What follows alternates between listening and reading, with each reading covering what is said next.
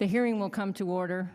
I apologize to my colleagues and our witnesses for needing to be in two places at the same time, but the Energy and Commerce Committee is marking up the energy bill, and it includes things like plug-in hybrids, which are a huge issue for California. And so I will, as soon as my BlackBerry goes off, have to duck out, and Mr. Langevin will chair the hearing for a period. But I'd like to welcome our witnesses and welcome our panel, and take a deep breath and launch. Good morning. According to last Sunday's Washington Post, the Vice President is inventing his own classified and unclassified designations to keep his work products secret. My personal favorite, and I've never heard of this designation in my 8 years on the House Intelligence Committee, is, quote, treated as top secret SCI, unquote. According to the Post, experts in and out of government said Cheney's office appears to have invented that designation, which alludes to sensitive compartmented information, the most closely guarded category of government secrets.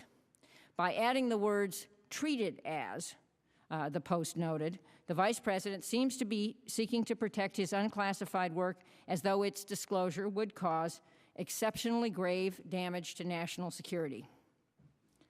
The problem is that the Vice President and some other law enforcement and security agencies believe that they should decide which information they can keep secret, regardless of the law, the rules, or what the needs are of our local law enforcement community.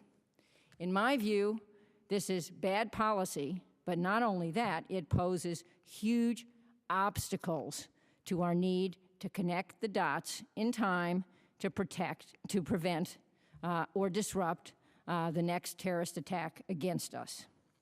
I ask the question, what hope is there for the controlled unclassified information regime being developed by the program manager of the information sharing environment at the DNI's office if we have agencies and parts of our White House that are going to continue to make their own decisions on what information they keep secret? One of our witnesses today is a player, a participant in the controversy involving the Vice President's office. Bill Leonard of the Information Security Oversight Office testified before this subcommittee this past March, and we welcome him back. At the prior hearing, he and other witnesses helped paint a picture of the consequences of abusing the classification regime and its outrageous costs to both taxpayers and our information sharing efforts.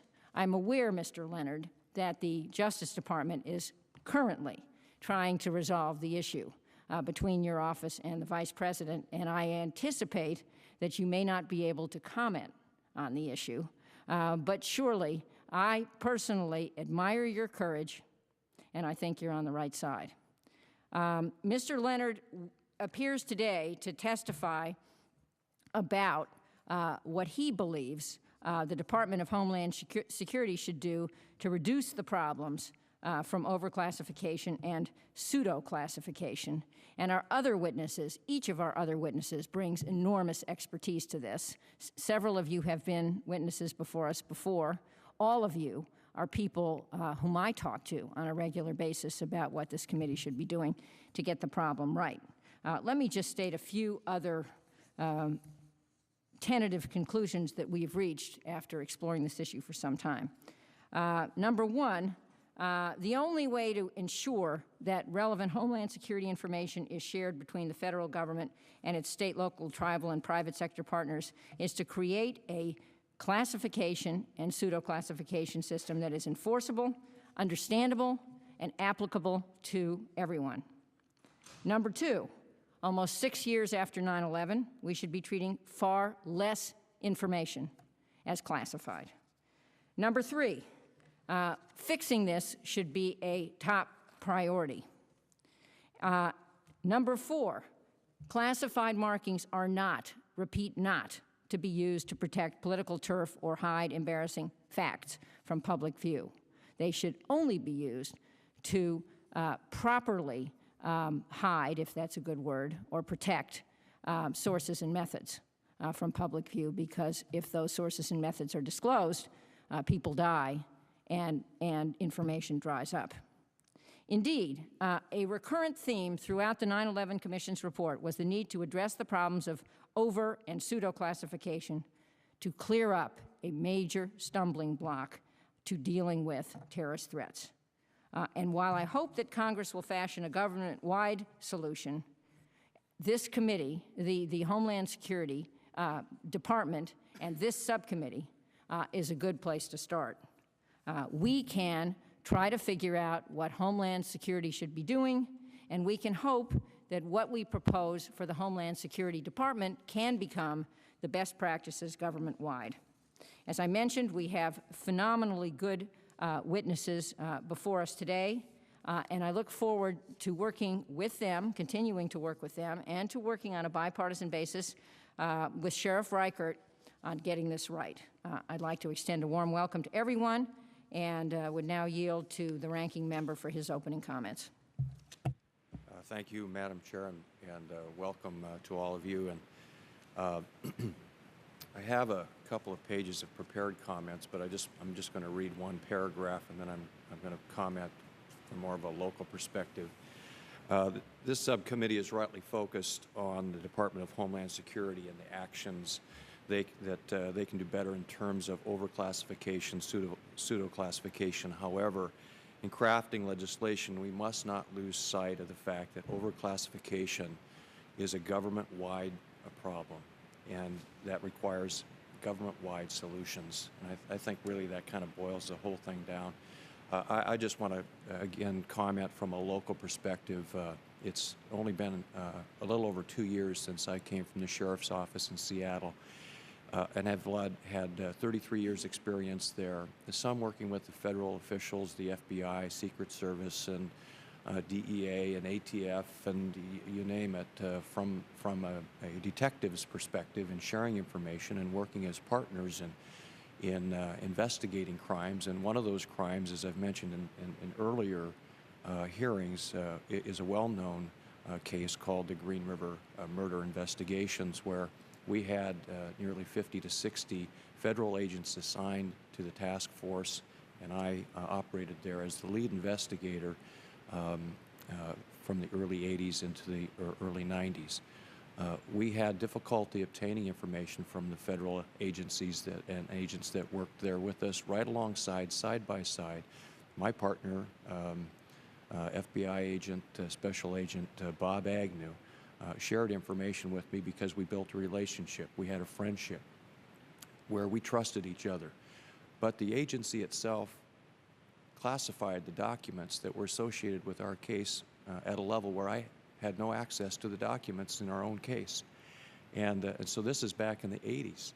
And so when we finally come to make an arrest years later, 19 years later, while I then served as the first elected sheriff in 30 years in Seattle, I had the opportunity once again to oversee for 2 years the investigation of this serial murder case that solved 50 murders.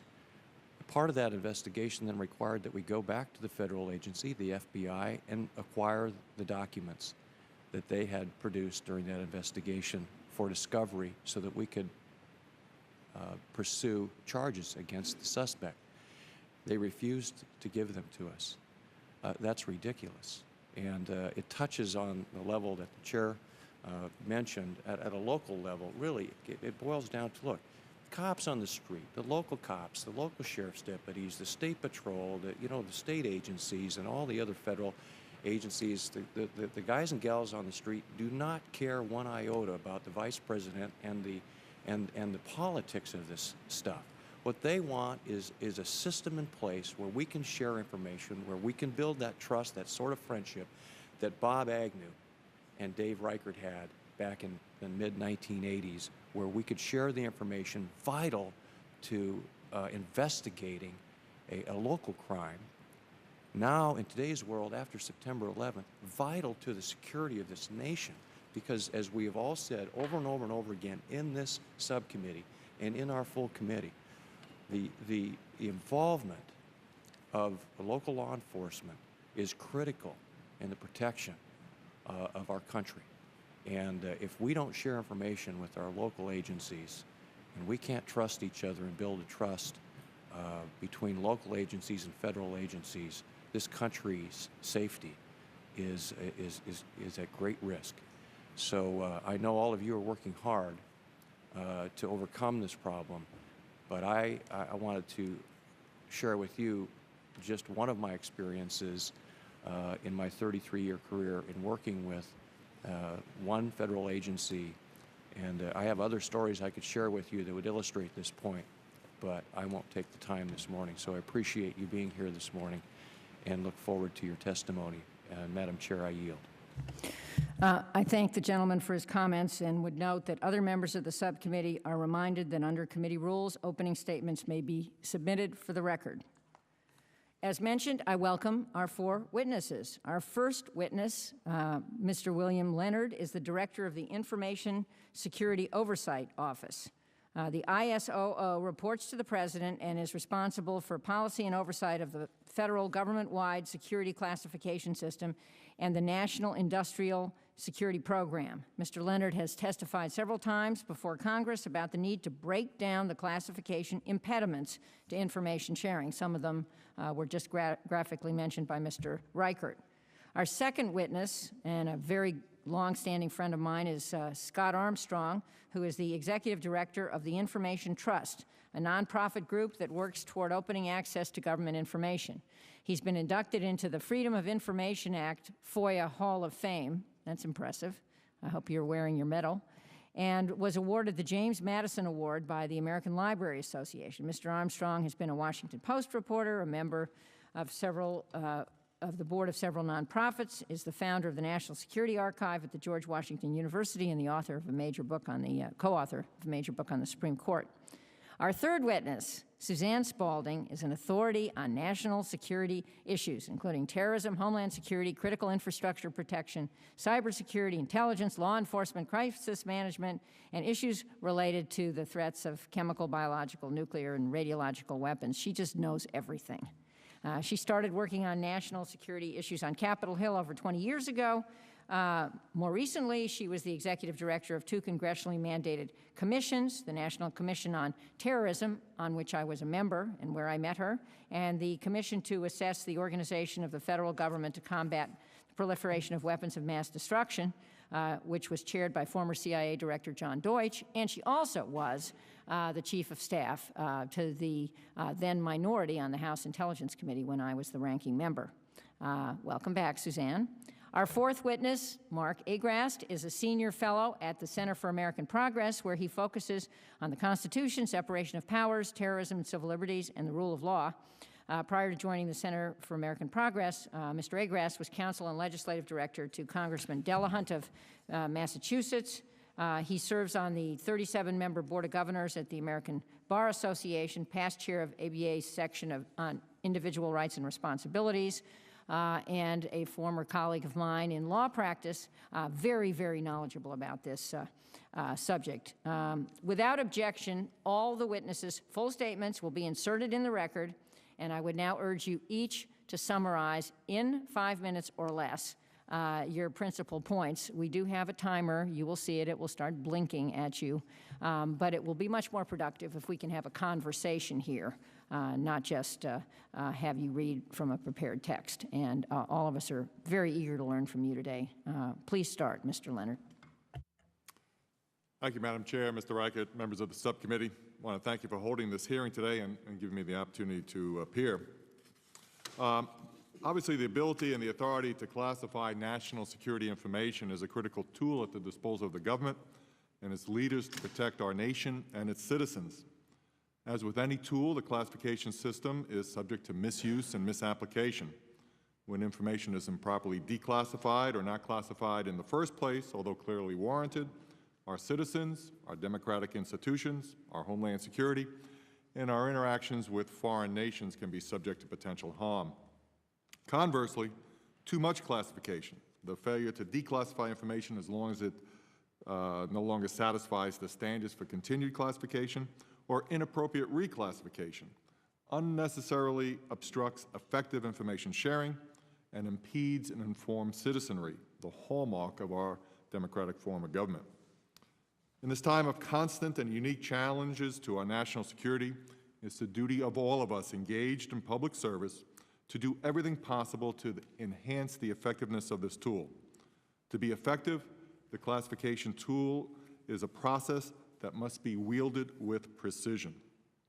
Last year, I wrote to all agency heads and made a number of recommendations for their consideration. Collectively, these recommendations help preserve the integrity of the classification system while at the same time reduce inefficiencies and cost. They included things such as emphasizing to all authorized holders of classified information the affirmative responsibility they have under the order to challenge the classification status of information they believe is improperly classified. I also suggested requiring the review of agency procedures to ensure that they facilitate classification challenges.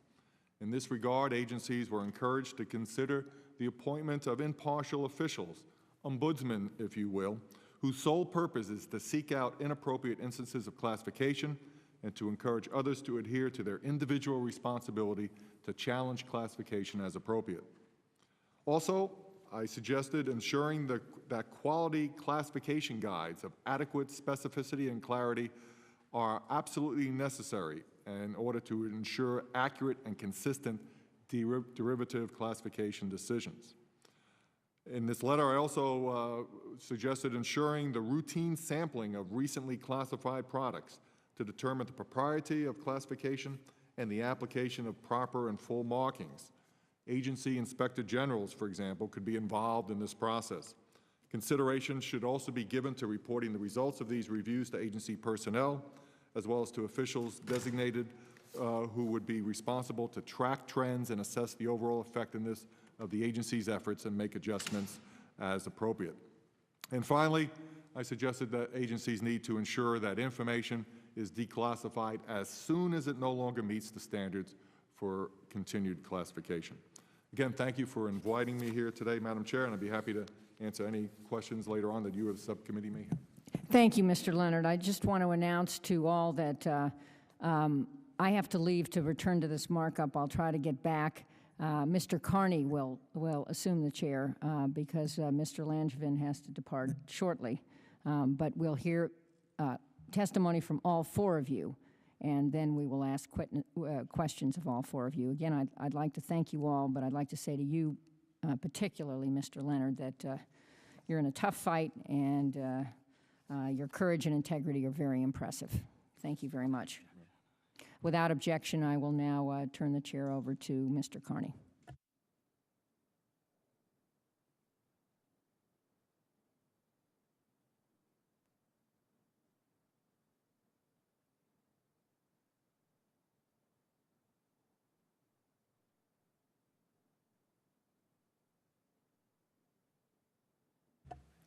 Thank you, Mr. Leonard, for your testimony. Mr. Armstrong, thank you.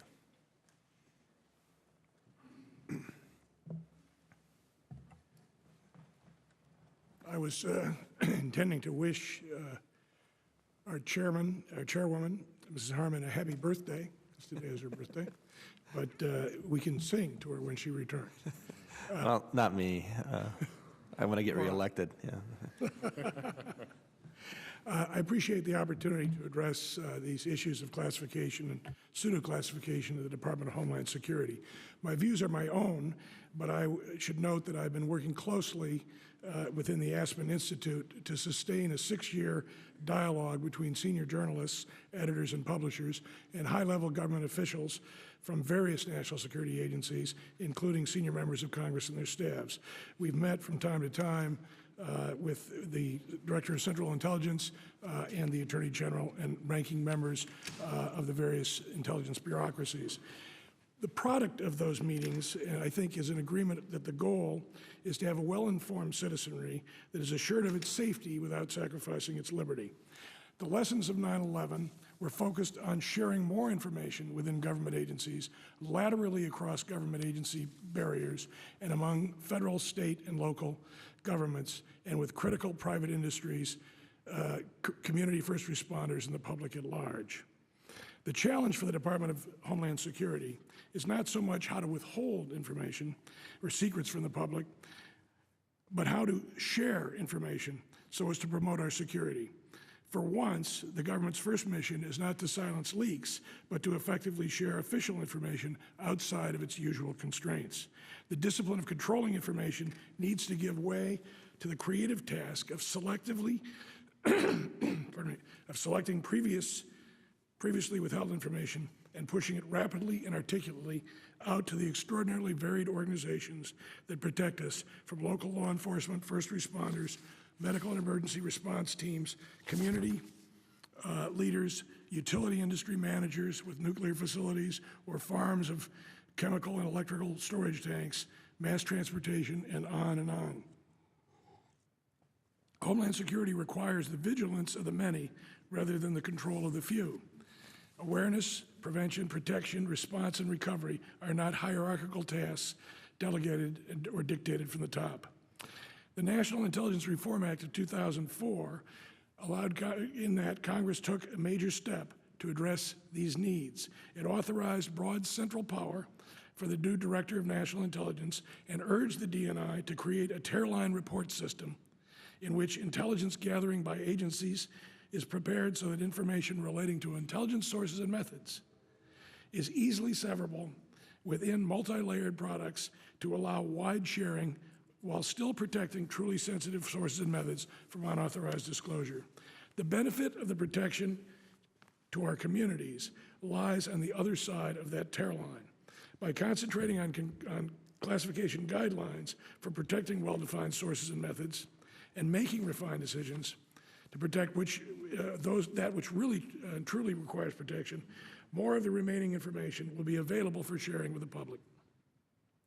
Your attention today follows a series of extraordinary efforts by this administration to control information with such severity and vengeance that it has blinded its constitutional partners here and in the judiciary. Most startling, this administration has used information controls to institute policy and decision-making layers which have doomed even senior departmental officials from working, have doomed them to working in the sort of isolated stovepipes that are repeated again and again in the lessons of 9/11.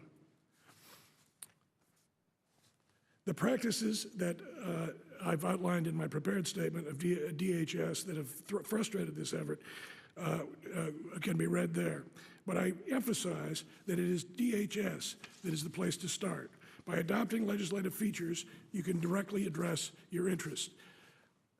Give DHS near-term objectives and extra resources to achieve results. Hold the Secretary of Homeland Security accountable for the mandates already contained in the law which dispensed such sweeping power. The DNI has the authority to mandate DHS as a test bed and to direct other departments and agencies to cooperate in changing the range of intelligence information controls. Hold the DNI accountable for regularly measuring achievements within the organizations under its control. Provide built-in monitoring by independent and experienced observers, such as Bill Leonard at the Information Security Oversight Office and Public Interest Declassification Board. The tear line system defined by Congress 4 years ago is the right standard. It's the place to start. It needs major attention to standardized guidance materials which can be applied with precision. Training and performance evaluation is necessary throughout. But most of all, demand and reward less information control in order to maximize communication. Translate the classification guides that Mr. Leonard referred to into action directives about what and how should be communicated rather than simply whether information might be classified and decontrolled. Hold government officials and employees accountable for the decisions. When mistakes come to light, re-educate and retrain, and emphasize the importance of the superior, of the supervisors in that process. Lastly, encourage the office of the DNI and the full range of agencies under the DNI authority this includes, not limited to DHS, to take careful cognizance of the well-established tradition of background briefings in which national security officials and the news media communicate informally, in a manner meant to inform the public, including Congress and others in the executive, and provide a degree of confidence that secrecy is not being used to erode or impede civil liberties and free expression. We'd all do well to recall that our freedom has been protected and our homes have been secure because we as a people have understood how to best share information and how to best respond together to mutual threats. We look forward to cooperating with you in that effort. Thank you. Thank you, Mr. Armstrong. Ms. Spaulding for 5 minutes, please. Thank you, this opportunity to be here today to testify about classification issues at the Department of Homeland Security. It's a very important issue, and I commend the committee for making it a priority. In my 20 years working national security issues for the government, I've seen firsthand how important it is to get this classification issue right. It may seem counterintuitive to some, but avoiding overclassification is essential to protecting vital national security secrets. Those handling classified documents will have greater respect for that top secret stamp if they know that things are only classified when their disclosure will truly harm national security. When things are classified that clearly would not harm national security, it tempts some individuals to believe that they can decide what's really sensitive and what is not. Now, let me be clear that in making that observation, I'm in no way trying to excuse the disclosure of classified information, merely to note that the risk of leaks, I believe, is heightened by overclassification. A similar phenomenon follows the increasingly common practice of selective declassification by government officials. Strategic and carefully considered decisions to make previously classified information available to the public can be important in increasing transparency. But when the disclosures appear to be designed to advance a particular political agenda or to gain an advantage in a policy dispute, it again undermines the respect for and confidence in the classification system. And this risk is heightened when the declassification is done selectively, so as to reveal only intelligence that supports one side of the issue, leaving contrary intelligence classified. It is equally essential for our national security that information that can be shared without jeopardizing national security is not prevented by overclassification from getting to those who need it and could make use of it. It is appropriate that the committee has decided to begin with an effort to make the Department of Homeland Security the gold standard for reducing overclassification, because it's DHS that faces the most significant imperative to provide relevant information to a wide range of users, including those at the state and local level, the private sector, and even within DHS, who are not traditional members of the national security community and are unlikely to hold security clearances. If information is unnecessarily restricted, it threatens Homeland Security by hampering the ability of these key players to contribute to the mission. I know the committee is considering a number of ideas, a number of which have already been articulated here today, and I think these are very sound suggestions. There are additional near-term and longer-term steps that the committee might also consider. One, require that intelligence documents be written in an unclassified version first, to the maximum extent possible, rather than creating a tear line of unclassified or less sensitive information at the bottom of a document. Why not set up the system so that no classified document can be prepared without first entering information into the unclassified section at the top of the document? This exercise could prompt a more careful effort to distinguish between truly classified information and that which can be shared more broadly, and provide a visual reinforcement of the importance of writing in an unclassified form. Two, enforce portion marking.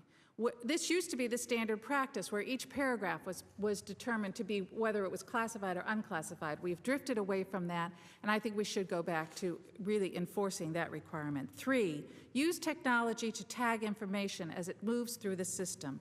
This provides even greater granularity than the paragraph portion marking, indicating which precise bits of information are classified, and then these tags, perhaps embedded in metadata, can move through the system with that information, facilitating the production of less classified documents.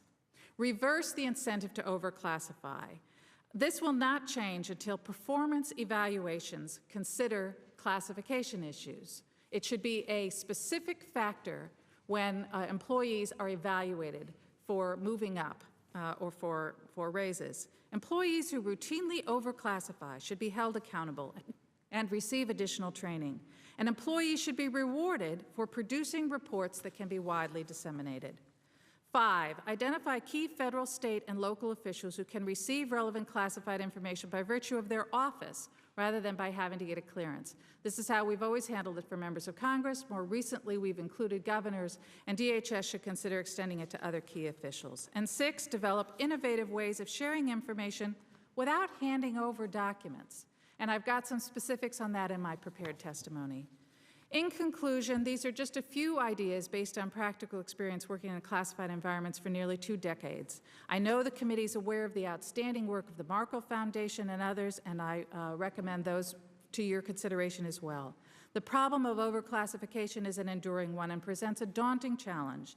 The committee is to be commended for taking up that challenge and endeavoring to set a new standard at DHS, and I appreciate the opportunity to contribute to that effort. Thank you. Thank you, Ms. Spaulding. Mr. Argrast, please summarize for 5 minutes. Thank you, Mr. Carney. My name is Mark Agrast. I'm a senior fellow at the Center for American Progress, where I focus on civil liberties and national security concerns, and I previously spent a decade on Capitol Hill. Most Americans understand and accept the need to protect government information whose disclosure would endanger the nation's security.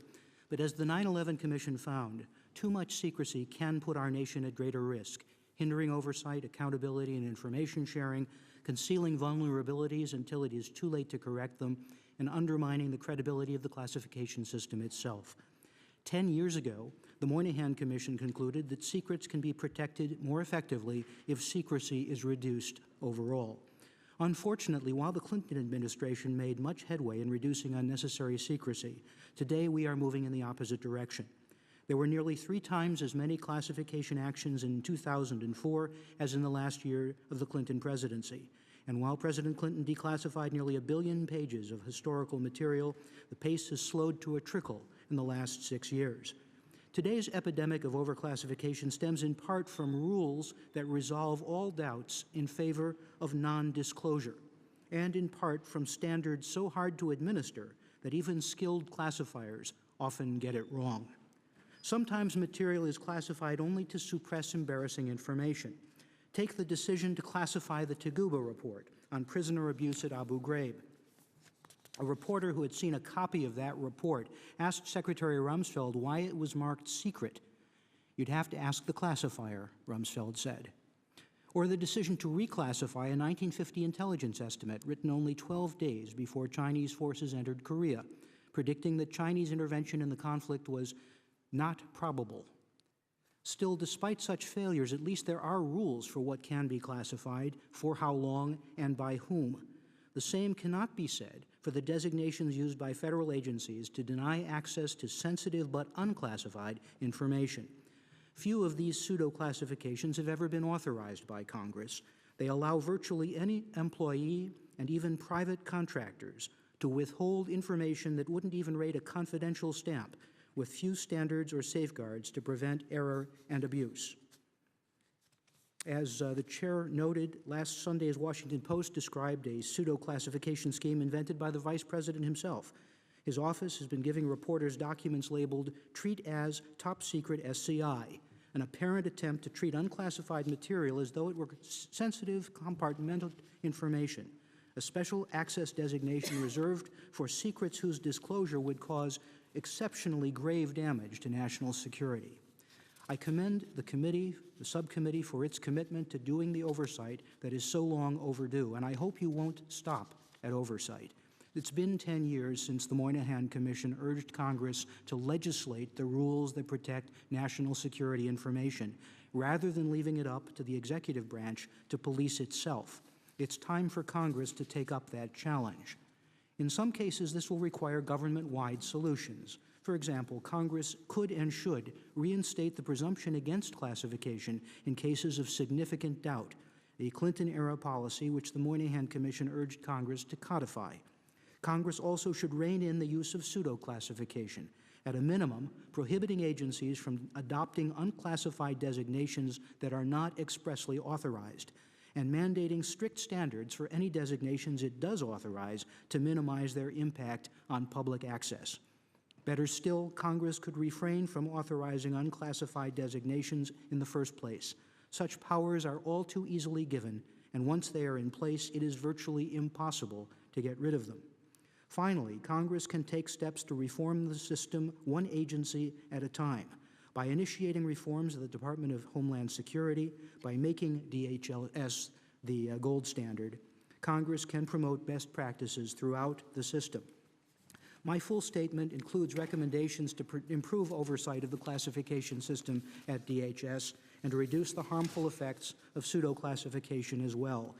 I would just review a couple of those in the half a minute or so that I have left.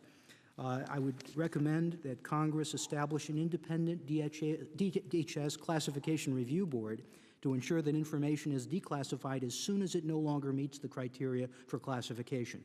Congress should establish an independent ombuds office within DHS to assist with declassification challenges and requests for declassification.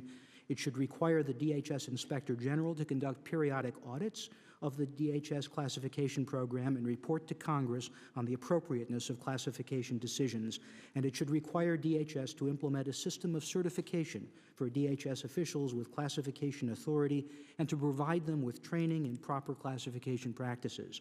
I would refer you to my testimony for recommendations regarding sensitive information controls. I do think that by helping to ensure that the government keeps secret only what needs to be kept secret, these measures and others would enhance both openness and security at DHS and throughout the government. Thank you.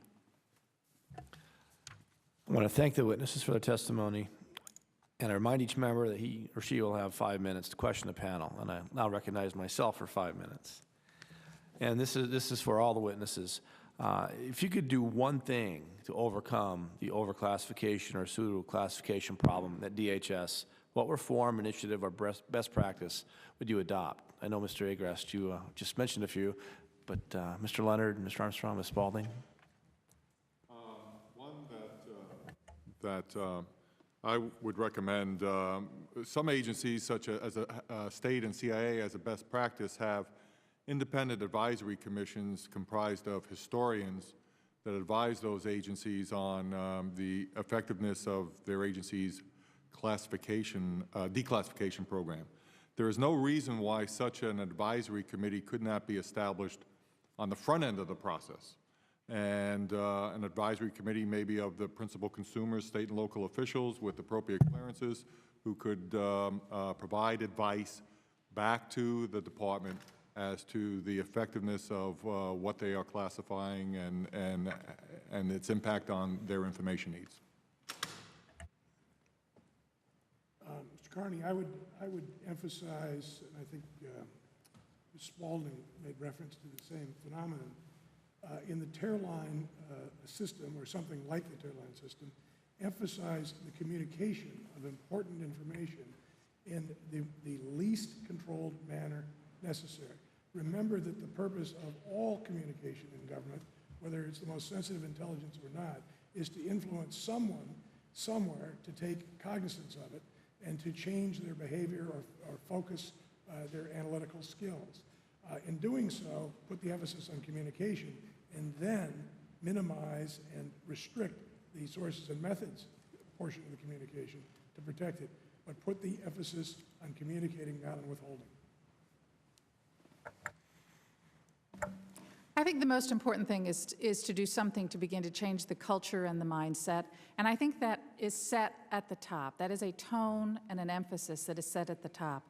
So I would consider issuing, maybe even from the President, an executive order, for example, that would direct the agencies, Department of Homeland Security to begin with, to include in their performance evaluations the issue of overclassification and underclassification, how employees do in terms of getting the classification right, that will be a factor in how they're evaluated. I think that would go a long way in setting the right tone. But are the evaluators, in your opinion, able to do, I mean, don't they have a vested interest in kind of keeping the system as it is? Well, I think it would be combined with the kinds of recommendations that have been made at this table, including regular audits of documents that have been classified, and that would help to inform those kinds of performance appraisals as to whether this employee regularly is found to have over-classified documents, for example, or whether this employee has written a great number of unclassified reports that have been able to be widely disseminated. And those performance appraisals are fairly standardized actions, and if those forms have a specific thing that you have to fill in that relates to how this employee does in terms of their classification decisions, I think that would provide an appropriate incentive.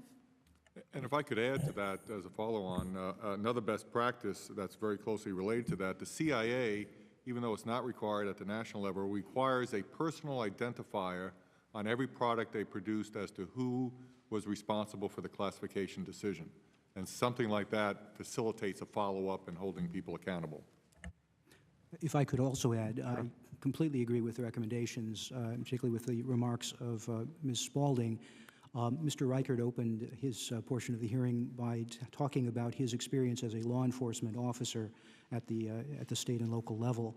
I think there are two kinds of prosecutors.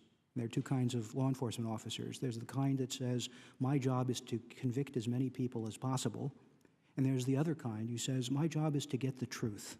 And I will be satisfied that I've done my job if I convict the people who are guilty and don't convict the people who are not guilty. I think that's the cultural change that has to happen at these agencies, so that the premium is set not solely on the number of documents you've successfully kept from the public, but on using discernment and using fine judgment in determining when and whether classification decisions should be made. Thank you. Mr. Leonard, I know that your office is responsible for regulating classification by agencies within the executive branch, and you've consistently stated that the government classifies too much information. Why is this happening, in your opinion? What's the reason? Reasons are varied, but I would agree more than anything else with Ms. Spaulding's assessment that it's really one of culture. We are very effective in terms of holding people accountable for the inappropriate disclosure of information, either administratively or criminally.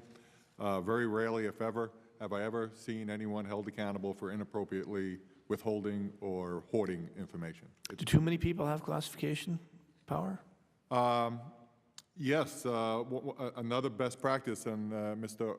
Agras mentioned this, is what the DOE follows it. They actually require people to be trained and certified before they can affix classification controls on a product, as opposed to just having a clearance and having access to it. So something along those lines would facilitate accountability, because you could have something to take away from them now if they abuse it, and it restricts the universe of people that you have to make sure are appropriately trained. So there's a lot of benefits to it all around. Thank you. I now recognize the ranking member, my good friend from Washington, Mr. Reichert. Thank you, Mr. Chairman. I just wanted to go back to Mr. Carney's original question, which was, if you could do one thing, but ask it in just a little bit of a different way. What's the biggest hurdle? I have an answer in my mind and my experience, but what's the biggest hurdle to overcome this whole issue of not sharing information and overclassifying? Okay. And I'll give you a hint, at least where I'm going with this is somebody mentioned the stovepipe thing, and to me it really, to get more specific, governance. Who has control over the information? Who's the lead person? At the local level, in the sheriff's office with 38 police departments in the sheriff's in that county, the battle is over who controls the server that has the information. And you're running into that sort of an issue at the federal level.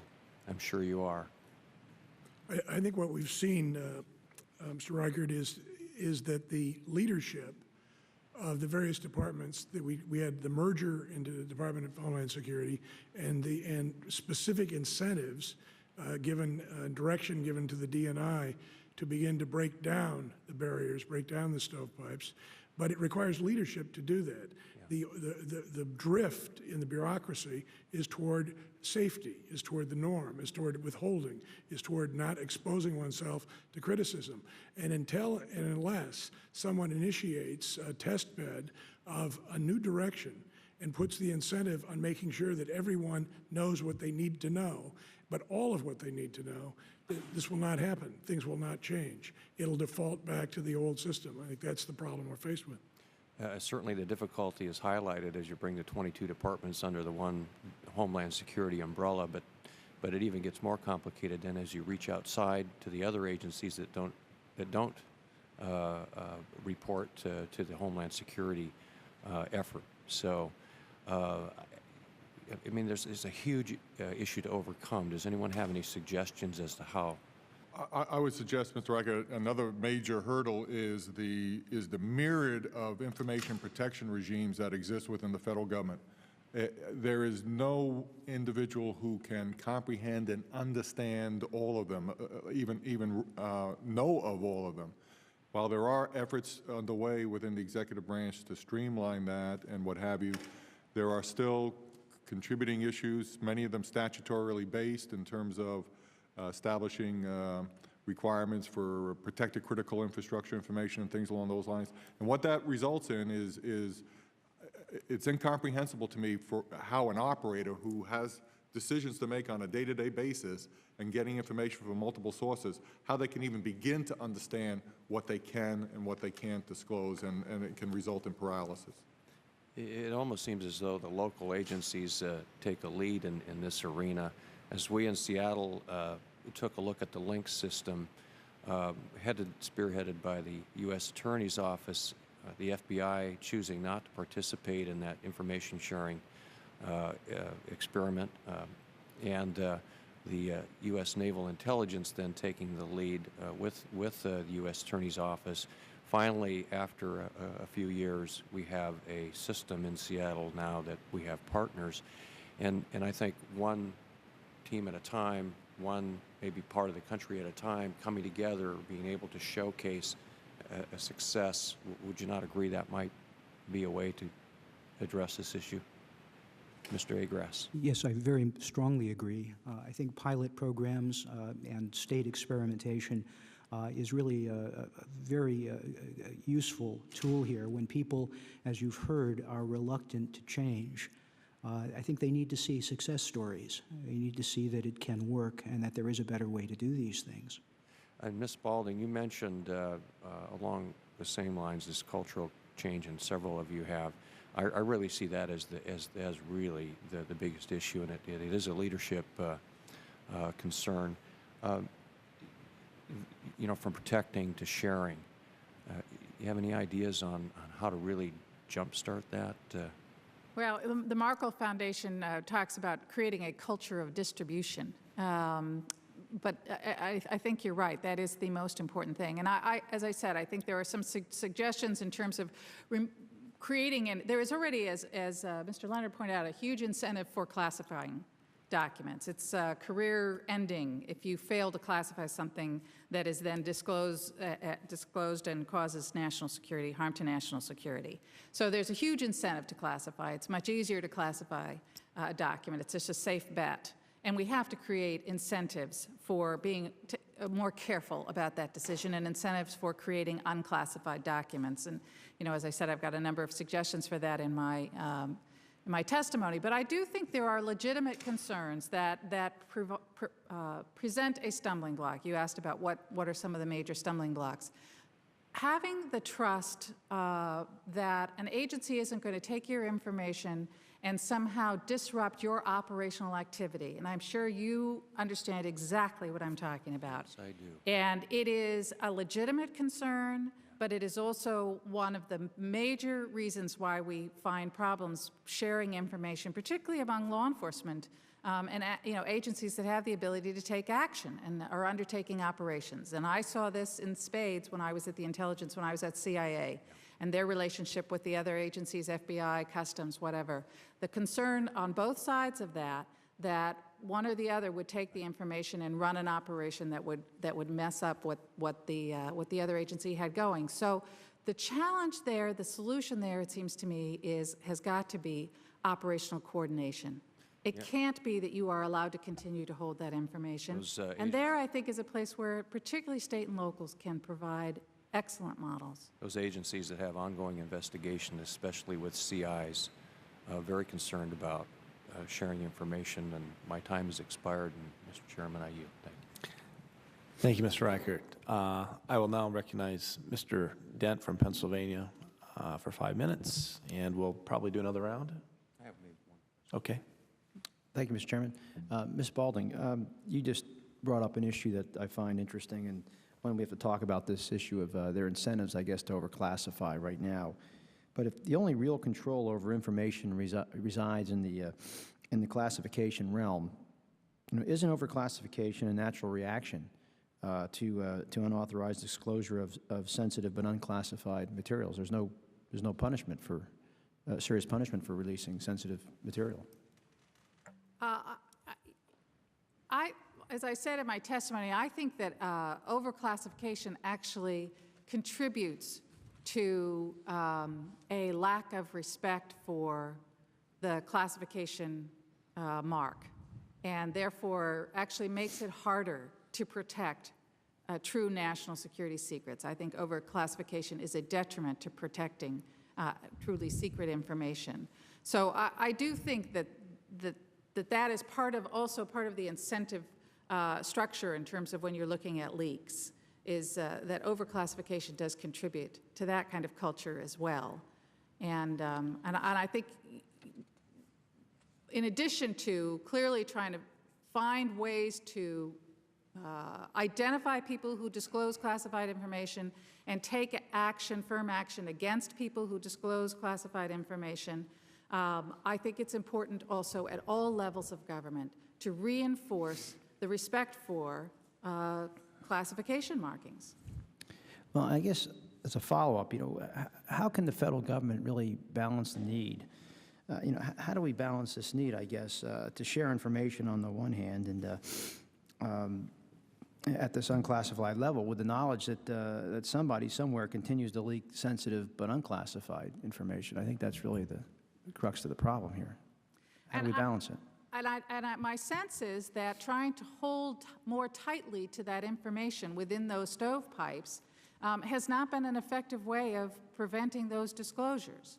And therefore, I think, as I said, in addition to trying to use technology to help us with audit trails, to keep track of who is accessing information, who is printing information, who has access to the information that might be disclosed, and trying to identify those people and hold them accountable, that it really is important that we indicate that we've taken more care in labeling things, and so that when they're labeled, whether it's classified or sensitive, law enforcement sensitive, that in fact there's been a reasoned determination that could be upheld as we look at it after the fact, that this would harm national security or homeland security, law enforcement interests. Mr. Dent, Yes. after 3 decades as a journalist in this town, I have to recognize that there's an information economy, there's an information currency within secrecy, that every major agency at every senior level leaks classified information, controls and manipulates with classified information, and in parallel at other levels, either in other agencies or in the same agencies, other people speak candidly, but they speak in terms of things that are genuinely secret. When everything is secret, as Potter Stewart said, nothing is secret. No one knows what to respect.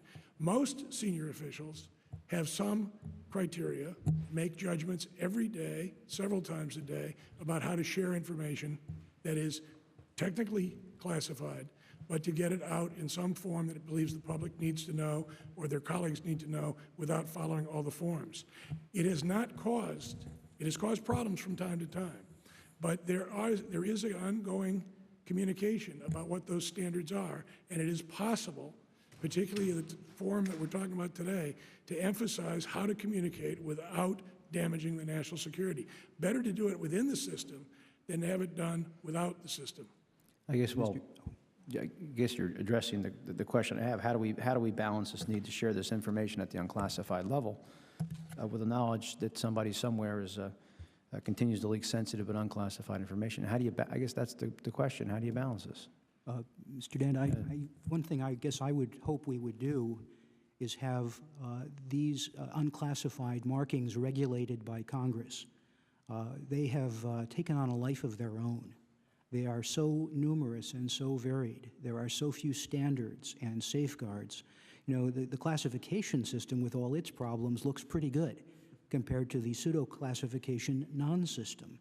And so rather than have agencies making ad hoc decisions and bringing the entire system of controlled information into disrepute, shouldn't Congress take a look at this comprehensively and decide whether such categories should exist at all, or whether instead, if information is truly in need of safeguarding, it ought not to be classified in the first place?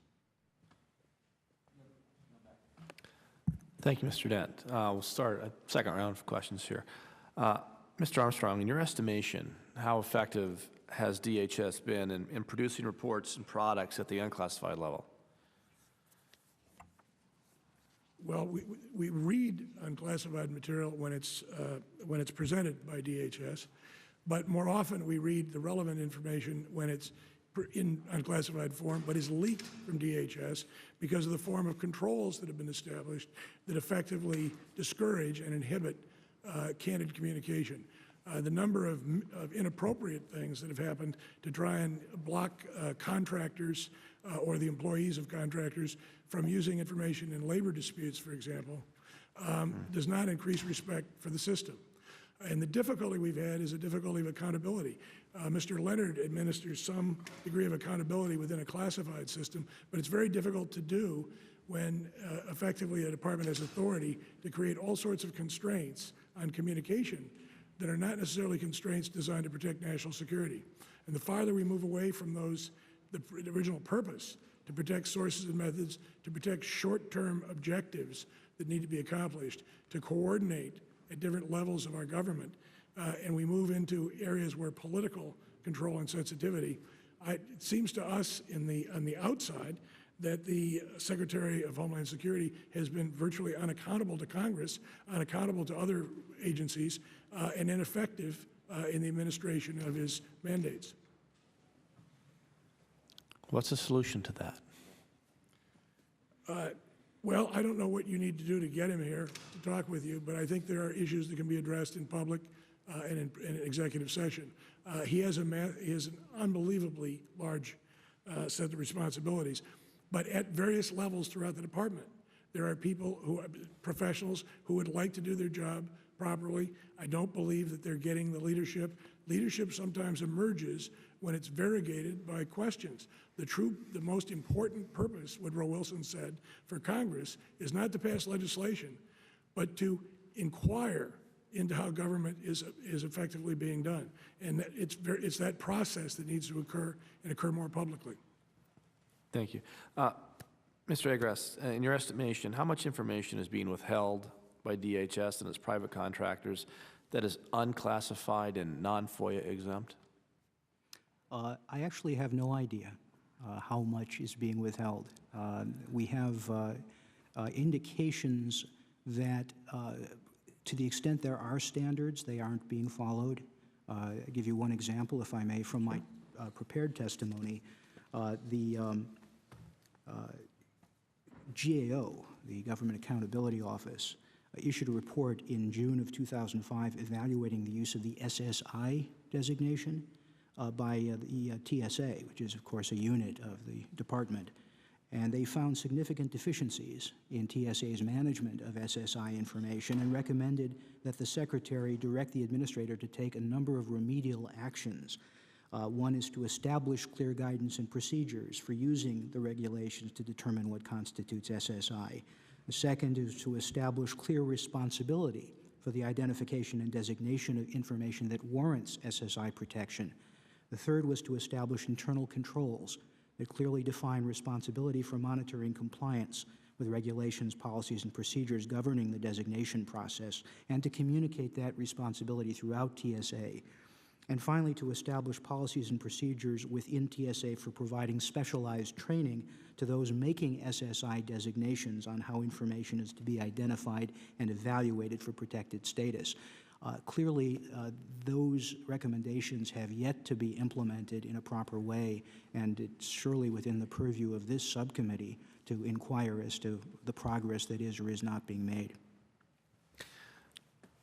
How should DHS implement the new controlled unclassified information regime, CUI, that Ambassador McNamara developed?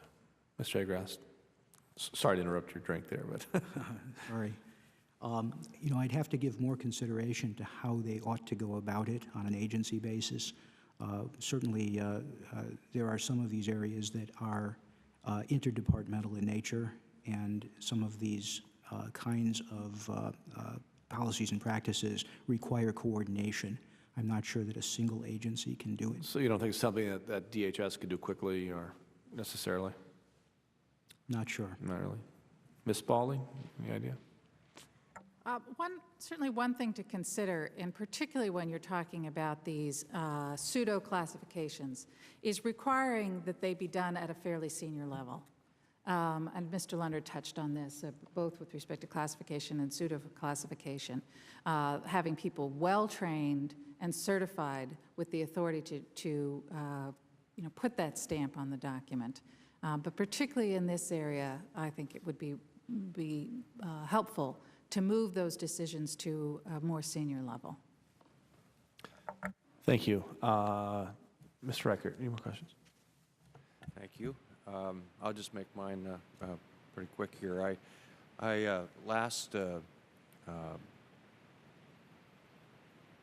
Last year we passed a bill that directed some cooperation in fighting terrorism, cooperating through international, at the international level, mostly through technology. Those countries like Israel and Canada and the UK and others who've been, Australia, who've been kind of dealing with this a little longer than we have, a lot longer in some cases. They have developed some technologies and some systems. Would you consider that we should consult these countries who have had this experience in classifying and unclassifying and overclassification and pseudo-classification? Is that, should we be looking for leadership from those other countries? And do you have any information or knowledge about that occurring now? Anybody? I don't have any knowledge, direct knowledge in terms of whether it's occurring or not, Mr. Reichert, but something along those lines definitely have merit, if only from the perspective of ensuring that we have congruous systems. Because I know we do that on the classification level where we routinely, especially with our close allied and friendly nations, work to ensure that we have congruous systems that facilitate the sharing of classified information, especially when we're in a coalition environment and things along those lines. So those types of efforts clearly could bear fruit on the unclassified level. Now, to the extent of whether they're occurring or not, I really don't know. Anyone else have? Most of the technologies that I think to which you're referring that would be helpful here are employed in the business realm already for different reasons and with different levels, obviously, of security and devotion to principles. But we're talking about techniques, the notion of embedding metadata in that begins to track intellectual product and the ability to not only determine where it's gone or how it's been used or whether it's been appropriately dealt with, but also to automatically begin to alert people to the fact that it is no longer controlled or it requires additional controls for an additional reason. All of those things are present at high levels in certain business environments, but they're expensive and the incentives have to be high. Capitalism tends to find some degree of incentives. One would think that Homeland Security and anti-terrorism measures could find at least as high a level. Mr. Agrast, did you have? Well, Congressman, I think it's an extraordinarily thoughtful question. There's been a tendency not to look abroad for answers, and I think that's demonstrated itself to be a mistake. We don't have to do what other countries do, but we should at least learn what we can from them. Yes, thank you. One last thought. With this new world of technology and our soldiers fighting around the world and their access to various communication devices, cell phones and cameras in their cell phones and computers, they are communicating back to their families and friends real-time info on battles occurring or briefings that are occurring. How do you see that issue being addressed in the sharing of information that could be critical to our operations in fighting terrorism?